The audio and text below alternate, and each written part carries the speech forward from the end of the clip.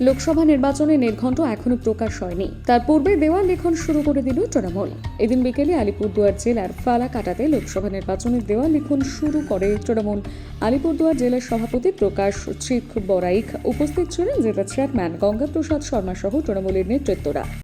ফালাকাটাতে মানবিক একটা মিটিং আছে আমাদের জেলা ভিত্তিক, যেটা ফালাকাটা পৌরসভা কমিটি হলে আছে, এবং আজকে থেকে আমরা দেওয়াল লেখন শুরু করে দিয়েছি।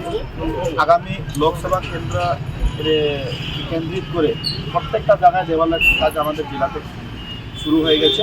প্রার্থী যে হোক না কেন আমরা এই কর্মসূচিটা রেডি রেখেছি। আমাদের এখানে গ্রামীণ ব্লক সভাপতি সুভাষ চন্দ্র রায় থেকে নিয়ে টাউন ব্লকের সভাপতি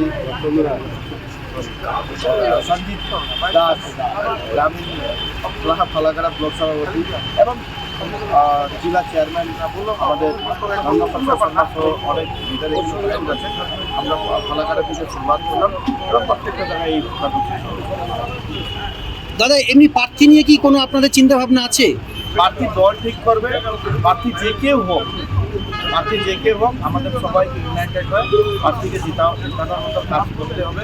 19 তারিখে আমাদের কর্মসূচি, 19 থেকে 29 তারিখে কন্টিনিউ চলতেছে। 11 দিন ব্যাপী ফালাকাটা আমরা আসছিলাম এবং সুন্দর প্রোগ্রাম হয়েছে। সন্তোষ থেকে এলনবাড়ি অব্দি আমরা যাবো, বাকি আমরা আজকে নাগরাকাটা কুর্তি থেকে নিয়ে নাগরাকাটা বাগান থেকে অনেক বাগানে ওরা জিতেছে। আগে প্রোগ্রামের পরে আমরা সবাই ওই কর্মসূচিতে পার্টিসিপেট করবো।